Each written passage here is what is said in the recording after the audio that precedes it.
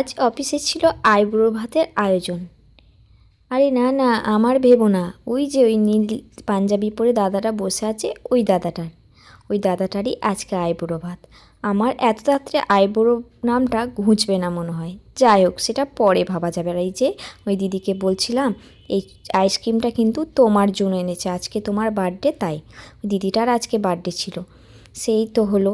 আর আমার তো বেরোচ্ছিলই না, আইসক্রিমটা বাদ দিয়ে কেক, চকলেট, বিস্কুট এইসব করছিলাম। যাই হোক, এখানে খাবারটা রেডি হয়ে গেছে, এ দাদা বসেও গেছে। আর এই যে আমরা সবাই মিলে দাদাকে একটু একটু খাইয়ে দিচ্ছিলাম। আজকের দিনটা একটু অন্যরকমভাবেই কেটেছে। সকালে একটা খুব সুন্দর মুহূর্ত হয়েছে আমার সঙ্গে, সেটা আমি পরের ভিডিওতে শেয়ার করব। ছোট ছোট জিনিসগুলোই কত আনন্দ দেয়, তাই না? আমাদের এই জিনিসগুলোই তো আমরা চাই।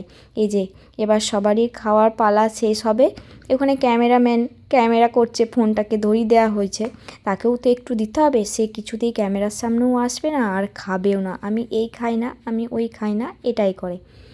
এই যে কিন্তু জোর করেই দেয়া হয়েছে। এই যে দাদা, আর দেখো এইদিকে আমি আর দিদি দুজন মিলে মাটনটা নিয়ে কাড়াকাড়ি লেগেছি। আরে না না, কাড়াকাড়ি করিনি, ওটা ছিঁড়তে পারছিলাম না তাই। আর এই যে আমি তো বলছিলাম জোর করে খেয়ে নেবো, না দিলেই বা। দাদাকে তারপরে জিজ্ঞাসা করছি, দাদা তোমার পেট ভরেছে তো? না, আমরা সব খেয়ে নিলাম। দাদা বললো, না না ঠিক আছে, আমার পেট ভরেছে, তোমরা খাও, কোনো অসুবিধা নেই।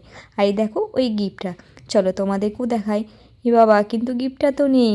এই যে দাদা পরে নিয়েছে, দেখো, চলো টাটা।